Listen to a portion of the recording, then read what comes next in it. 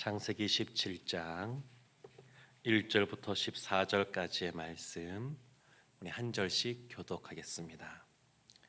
아브라함이 99세 때에 여호와께서 아브라함에게 나타나서 그에게 이르시되 나는 전능한 하나님이라. 너는 내 앞에서 행하여 완전하라. 내가 내 언약을 너와 너 사이에 두어 너를 크게 번성하게 하리라 하시니 아브라함이 엎드렸더니 하나님이 또 그에게 말씀하여 이르시되 보라 내 언약이 너와 함께 있으니 너는 여러 민족의 아버지가 될지라. 이제 후로는 내 이름을 아브라함이라 하지 아니하고 아브라함이라 하리니 이는 내가 너를 여러 민족의 아버지가 되게 함이니라. 내가 너로 심히 번성하게 하리니 내가 내게서 민족들이 나게 하며 왕들이 내게로부터 나오리라. 내가 내 언약을 나와 너 및 내 대대 후손 사이에 세워서 영원한 언약을 삼고 너와 내 후손의 하나님이 되리라. 내가 너와 내 후손에게 내가 거류하는 이 땅 곧 가나안 온 땅을 주어 영원한 기업이 되게 하고 나는 그들의 하나님이 되리라. 하나님이 또 아브라함에게 이르시되 그런즉 너는 내 언약을 지키고 내 후손도 대대로 지키라. 남중 남자는 다 할례를 받으라. 이것이 나와 너희와 너희 후손 사이에 지킬 내 언약이니라. 너희는 포피를 베어라. 이것이 나와 너희 사이의 언약의 표징이니라. 너희의 대대로 모든 남자는 집에서 난 자나 또는 너희 자손이 아니라 이방 사람에게서 돈으로 산 자를 막론하고 난지 8일 만에 할례를 받을 것이라. 너희 집에서 난 자든지 너희 돈으로 산 자든지 할례를 받아야 하리니 이에 내 언약이 너희 살에 있어 영원한 언약이 되려니와. 할례를 받지 아니한 남자 곧 그 포피를 베지 아니한 자는 남주서 끊어지리니 그가 내 언약을 배반하였음이니라. 아멘. 살아계신 하나님의 말씀입니다.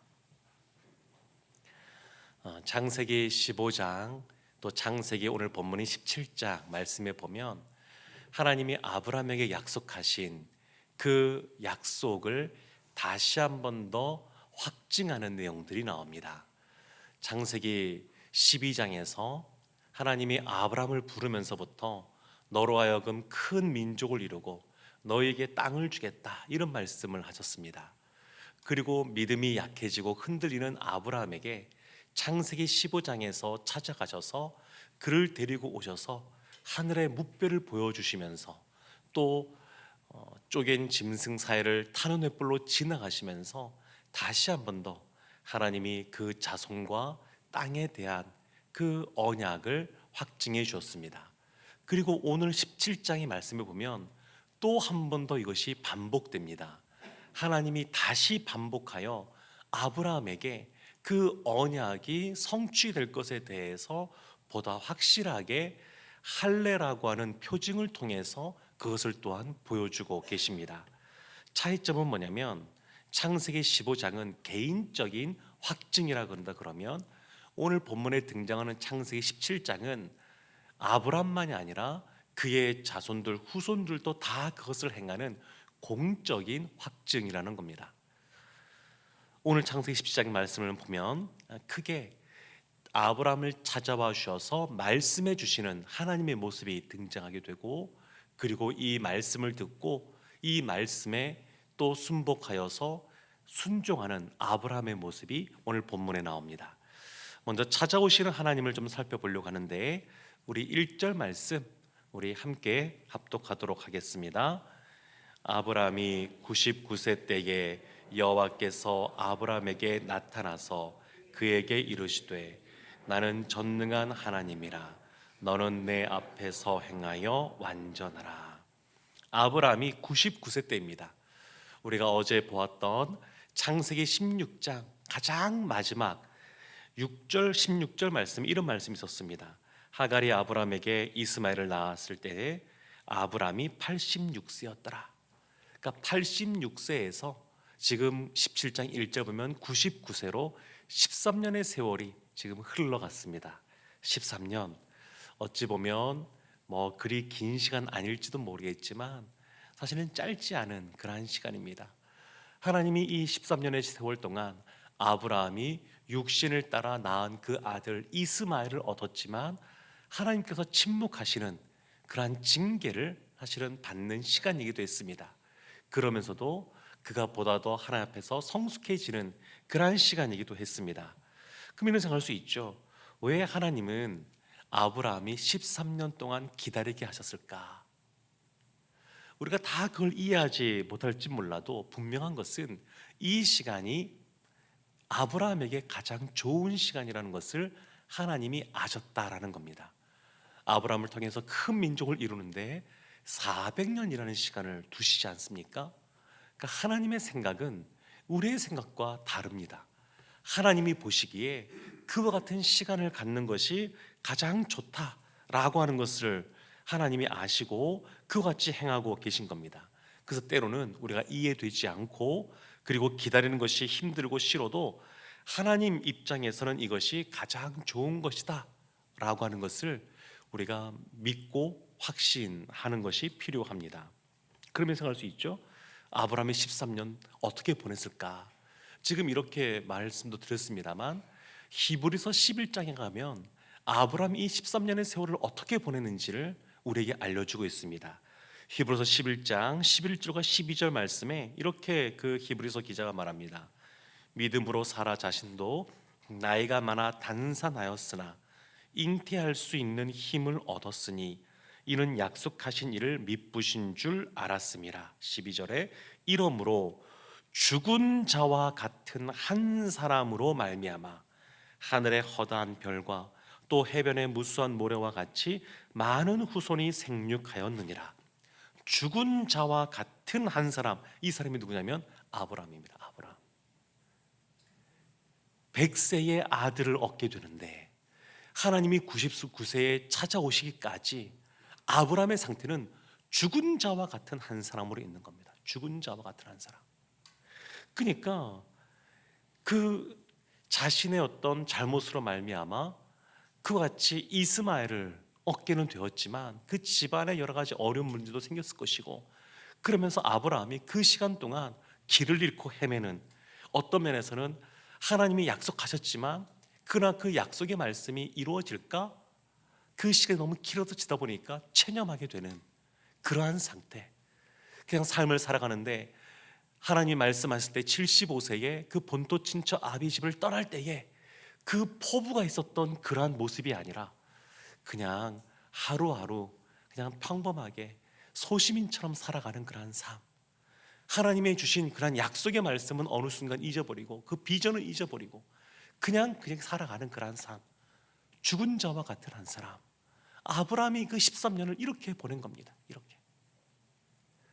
사랑하는 성도 여러분, 그렇지만 히브리서 11장 말씀 보았듯이 이와 같이 죽은 자와 같은 한 사람을 통해서 하나님은 무슨 일을 하셨냐면 하늘의 허다한 별과 또 해변의 무수한 모래와 같이 많은 후손이 이 사람을 통하여 생육하게 하셨습니다. 17장 1절 이렇게 시작했죠. 아브라함이 99세 때에 여호와께서 아브라함에게 나타나사, 하나님이 나타나셨습니다. 그러면 하나님이 언제 나타나신 거냐?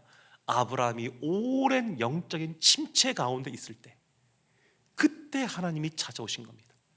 그러니까 우리 신앙생활하면서 때로는 우리가 참 이런 영적 침체에 안 빠지는 것이 너무나 유익하고 좋은 것이지만, 혹 우리가 그런 상태에 있단다 할지라도 하나님이 찾아오십니다. 아브라함을 찾아오시듯이 다시 찾아오십니다. 그리고 그에게 말씀하시죠. 아브라함에게 1절 말씀에 뭐라고 말씀하시냐면 1절 후반절에 나는 전능한 하나님이라. 13년 만에 등장하셔서 하시는 말씀이 나는 전능한 하나님이라. 굉장히 스스로 왜소하고 쪼그라들어 있던 이 아브라함인데 그 아브라함이 하시는 말씀이 나는 전능한 하나님이라. 근데 어찌 보면 이것이 좀 이 상황이 좀 안 맞는 말씀 아닌가 그런 생각이 들기도 합니다. 마치 하나님이 천지를 창조할 때 나는 전능한 하나님이라 그러면 수긍이 되죠. 근데 지금 오랫동안 영적 침체를 겪고 있던 아브라함에게 찾아오셔서 이 말씀하신 것은 언뜻 이해가 안 될 수도 있습니다만, 지금 이 문맥상 보게 되고 또 이후에 성경에서 전능한 하나님이라는 표현이 48번 나오게 되는데, 구약에서 그 나오는 것들을 살펴보게 되면 이 말씀은 하나님이 아브라함에게 약속하신 그 언약의 말씀을 하나님은 이루실 수 있는 분이시고 또 반드시 그것을 이루시겠다라고 하는 그러한 의미에서의 전능한 하나님, 이렇게 볼 수 있습니다. 하나님은 아브라함이 생각할 때 자녀를 낳을 수 있는 상황이 아니에요, 스스로 생각해도.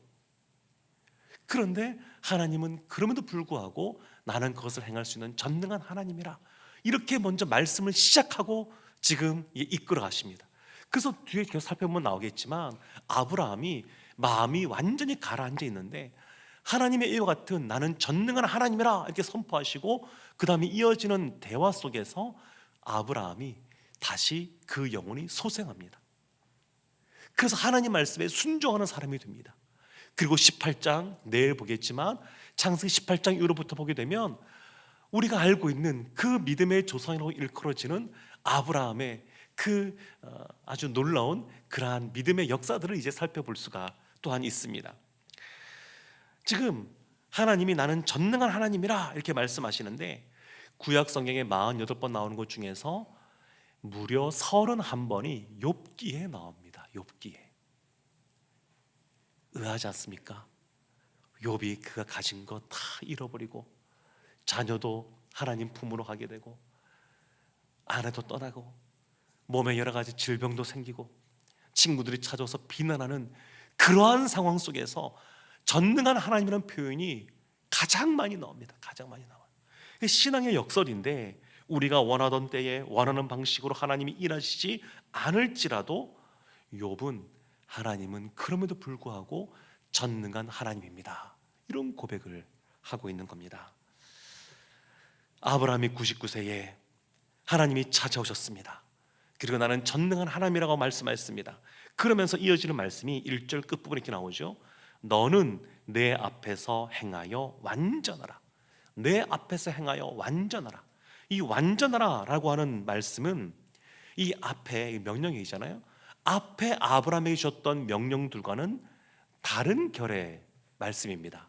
아브라함에게 너는 떠나 가라 부터 시작하여서 이런 것들은 그와 같이 그 말씀에 순종하여 따라가면 되는데, 완전하라는 다른 명령입니다. 다른 명령.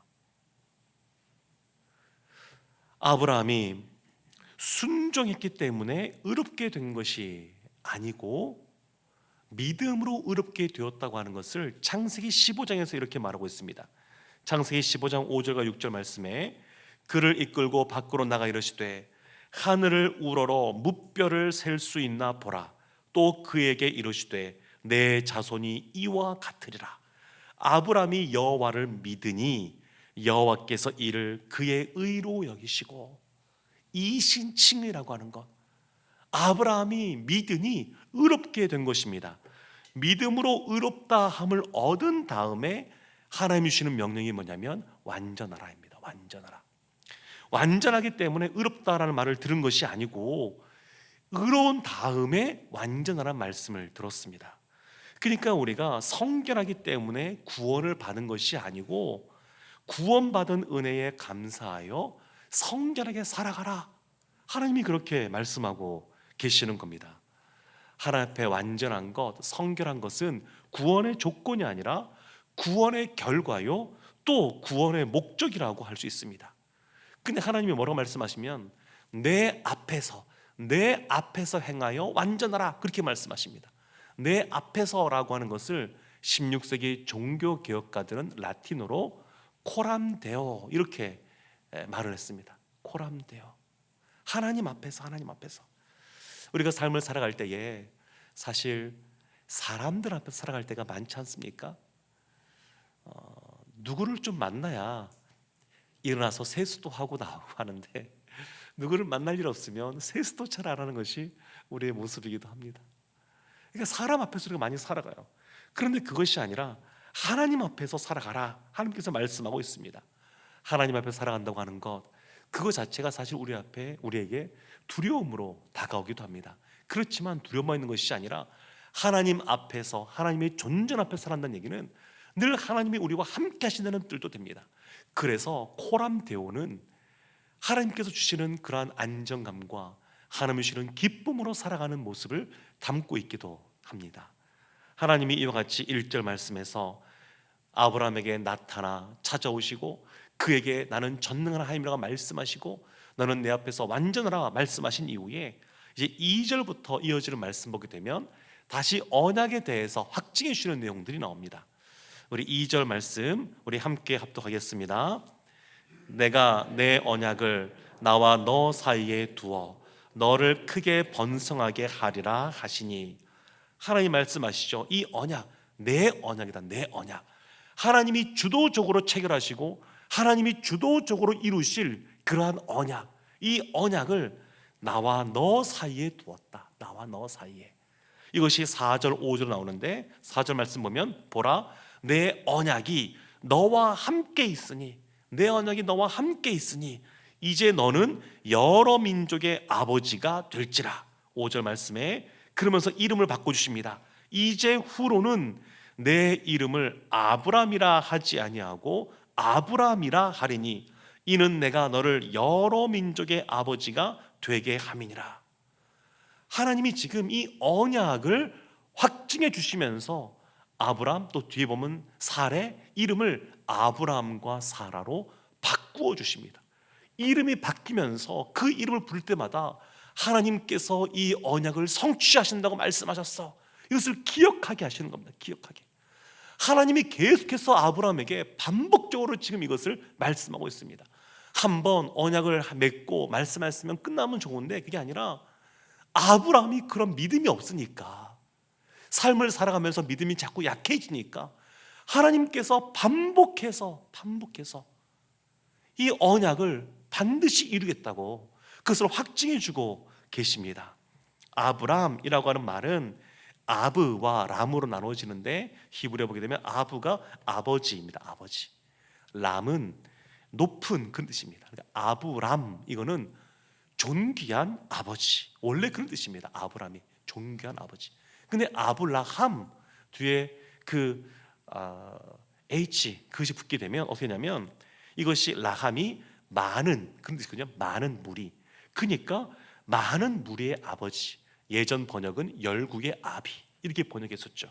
그러니까 지금 아브라함 여러 민족의 아버지가 된다. 그 말은 하나님이 아브라함에게 주셨던 너의 자손을 하늘의 무별처럼 바닷가의 무수한 모래처럼 많아지게 될 것이다.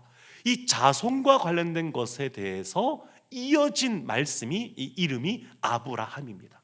이름을 들을 때마다 너 자손이 이렇게 많아지게 될 거야. 하나님이 늘 기억하기를 원하셨습니다.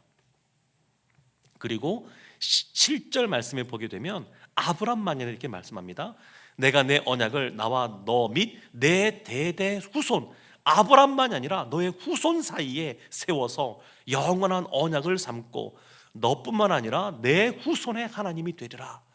하나님이 아브람 너만이 아니라 너의 후손, 그와 같이 수많은 밤하늘의 무별보다 또 바닷가의 모래보다 많은 그 후손들의 그러한 언약도 세우고 내가 그들의 하나님이 되리라.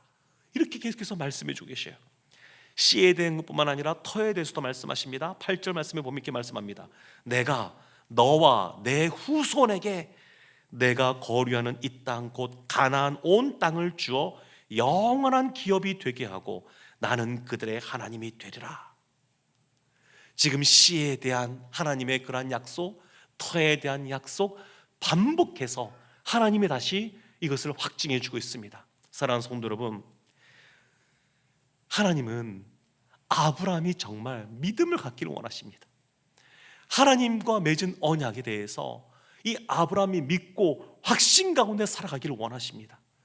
그것이 바로 복이 되는 삶이기 때문에 하나님은 아브라함이 그렇게 되기를 너무나 간절히 바라고 계십니다. 아브라함보다 하나님이 훨씬 간절하셔요. 아브라함이 믿음을 갖도록. 이것은 오늘날 우리를 향해서도 마찬가지입니다. 하나님은 우리가 이 세상 살아갈 때 믿음으로 살아가기를 원하십니다. 하나님이 약속하신 그 약속의 말씀이 반드시 성취된다고 하는 전능한 하나님을 믿고 우리가 살아가기를 원하십니다. 그래서 이와 같이 찾아오셔서 반복해서 그것을 말씀하고 있습니다. 그러면서 또 하나 언약의 표징을 주시는데 그것이 바로 할례입니다. 할례. 언약의 증거로서 할례가 지금 행해지고 있습니다. 물론 이 당시에 보게 되면 그 남자 생식기에 그 포피를 이제 베어내는 것이 할례의 모습인데, 이런 모습이 그 고대 근방에도 있었습니다. 있었는데, 그런데 그때 차이점은 뭐냐면 그들이 행하는 것은 보통 성년이 될 때, 어른이 된다라고 할 때 성년식 때 행하곤 했었습니다. 근데 지금 이것은 그것이 아니라 하나님의 언약의 증거로서, 언약의 표징으로서 할례가 행해지고 있습니다.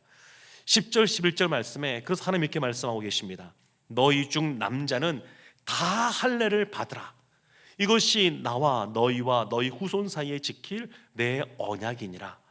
너희는 포피를 베어라. 이것이 나와 너희 사이의 언약의 표징이니라. 사랑하는 성도 여러분, 아브라함이 생각할 때 이 현실은 이루어질 수가 없습니다. 그가 생각할 때 이루어질 수가 없는 겁니다. 근데 할례라고 하는 것은 뭐냐면 하나님이 약속하신 삶을 내가 노력해서가 아니라 하나님을 의지함으로 그것이 이루어지는 것을 보겠다, 이런 것이 그 안에 담겨 있습니다. 이제는 나를 향한 하나님의 뜻과 계획에 헌신하고 의지하며 순종하겠습니다. 그런 의미가 그 할례에 담겨져 있습니다. 신약에 오게 되면 이것은 이렇게 볼 수 있죠. 예수님을 믿고 그 예수님과 더불어 죽고 또 예수님과 더불어 새 생명을 누리며 살아가는 그러한 삶을 할례라고 말할 수 있습니다. 이것을 우리는 오늘날 세례로 표현합니다. 세례입니다. 세례. 할례를 행하지 않으면 어떻게 되느냐? 창세기 17장 14절 이렇게 말합니다. 할례를 받지 아니한 남자 곧 그 포피를 베지 아니한 자는 백성 중에서 끊어지리니 그가 내 언약을 배반하였음이니라. 그리고 다시 한 번 더 이제 확증을 주시는데 사라의 이름을 사라로 바꿔주십니다.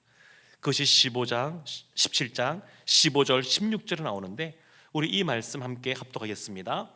하나님이 또 아브라함에게 이르시되 내 아내 사레는 이름을 사레라 하지 말고 사라라 하라. 내가 그에게 복을 주어 그가 내게 아들을 낳아주게 하며 내가 그에게 복을 주어 그를 여러 민족의 어머니가 되게 하리니 민족의 여러 왕이 그에게서 나리라. 사레라고 하는 뜻은 나의 공주, 그런 뜻입니다. 나의 공주. 우리 여자 성도님들 혹시 나는 공주야 그러신 분 계실지도 모르겠는데 사레라는 이름의 뜻이 나의 공주입니다. 나의 공주. 근데 공주의 특징이 있죠. 그 뭐냐면 자존심도 세고요. 그리고 자기 주관도 강하고 다른 시녀들이 자신에게 맞춰야 됩니다. 이게 공주입니다. 공주. 그런데 이와 같은 나의 공주라는 뜻의 사레가 하나님께서 사라로 이름을 바꾸십니다. 사라는 귀부인이라는 겁니다. 귀부인, 여주인.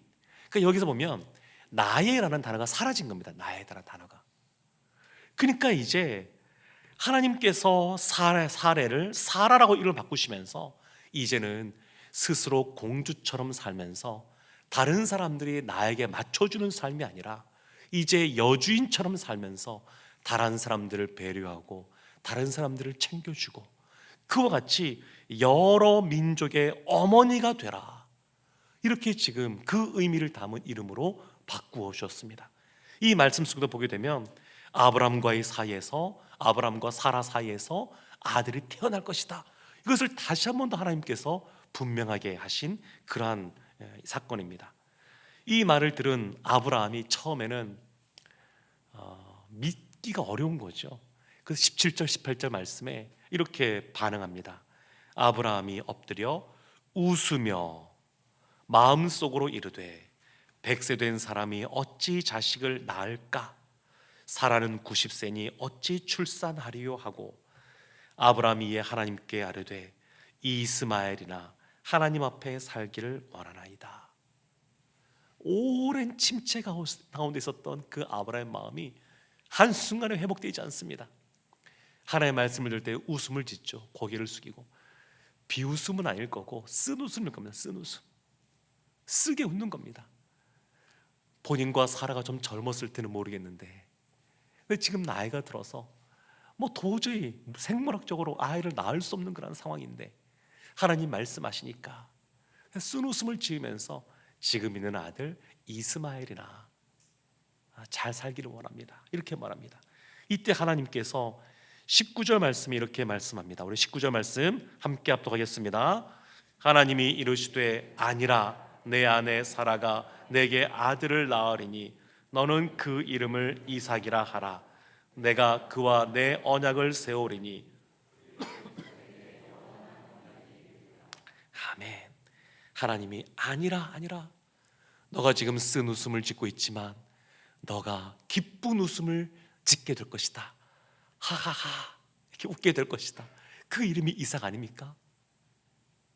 그냥 생물학적으로 불가능한 상황 속에서 하나님의 약속의 말씀을 들어도 쓴 웃음밖에 못 나오는 그런 현실인데, 그게 아니라 하나님께서 진짜 마음속 깊은 곳에서부터 그냥 시원하게 웃는 그런 기쁨의 웃음이 너 가운데 있게 할 것이다. 이렇게 말씀해 주고 있습니다. 그래서 보다 구체적으로 21절에 이렇게 말합니다. 내 언약은 내가 내년 이 시기에 사라가 내게 낳을 이삭과 세우리라. 그러니까 내년에 태어난다. 너가 태어난다 이제. 그렇게 말씀해 주고 있습니다. 이 말씀을 듣고 아브라함의 마음이 변화됩니다. 그와 같이 깊은 침체 가운데 있었던, 오랜 영적인 침체 가운데 있었던 아브라함의 마음이 다시 회복됩니다. 그래서 하나님 말씀에 순종이 시작합니다. 그것이 23절에 나옵니다. 우리 23절 말씀도 함께 합독하겠습니다.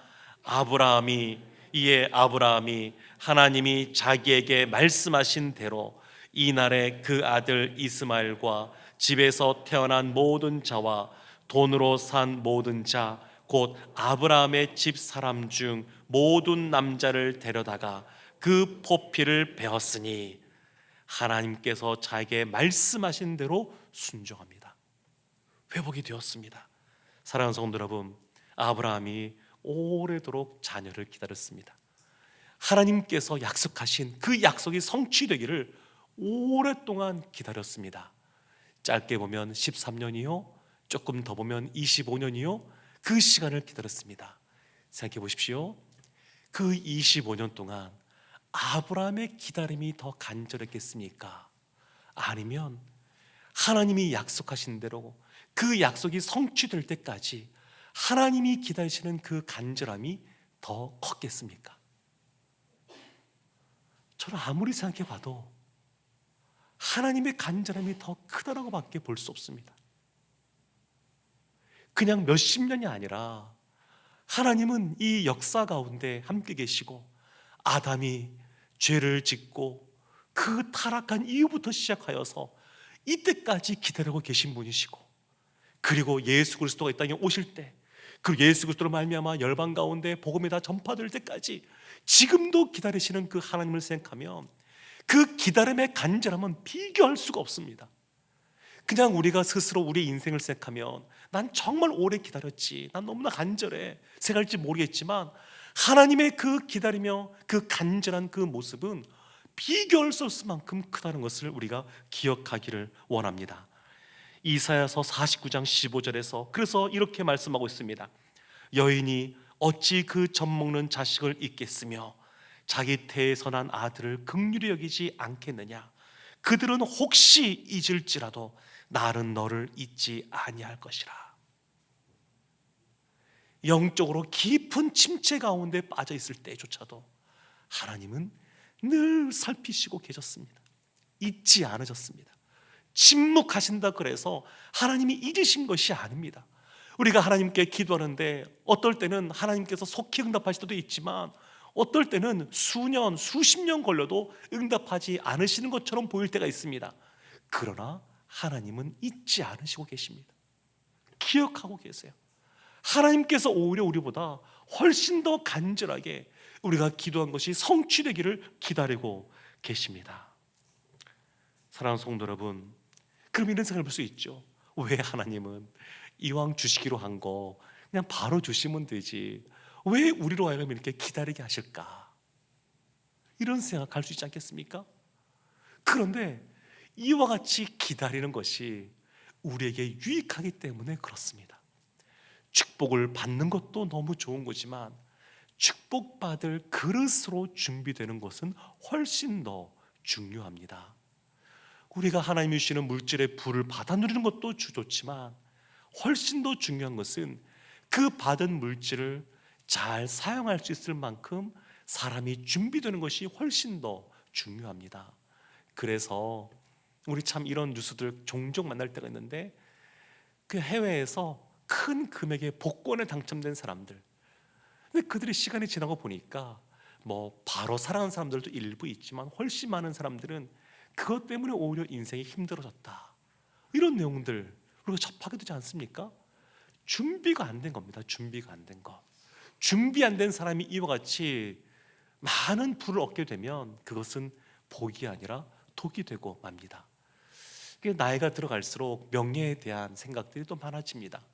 세상에서 우리가 명예를 얻는 것 나쁜 것 아닙니다. 좋은 겁니다. 그러나 명예를 얻는 것보다 더 중요한 것, 그 명예를 가져도 교만하지 않고 겸손하게 하나님 앞에서 그것을 사용할 수 있을 만큼 준비되는 것이 훨씬 더 중요합니다. 하나님께서는 우리를 사용하시는데 그 사용하실 때 우리가 어떻게 준비되어야 되느냐? 깨끗한 그릇으로 먼저 준비되는 것이 중요합니다. 사랑하는 성도 여러분, 하나님은 아브라함의 깊은 영적 침체 가운데 있을 때 찾아오셔서 말씀해 주시고 그의 심령을 소생시켜 주시며 다시 믿음의 조상다운 믿음의 삶을 살아갈 수 있게 격려해 주시고 힘을 주셨습니다. 우리가 올 한 해 살아갈 때도 지난 삶이 우리의 삶 가운데 때로는 쉽지 않은 삶을 살았단다 할지라도 하나님이 뒤에서 우리의 등을 밀어주시고 사랑하는 내 아들 내 딸아 말씀해 주시며 하나님이 우리에게 주신 그 약속의 말씀을 하나님께서 온전히 성취해 가실 줄로 믿습니다. 이 하나님을 보다 더 굳세게 믿고 나아가는 우리 모두가 되기를 주님의 이름으로 축원합니다. 아멘.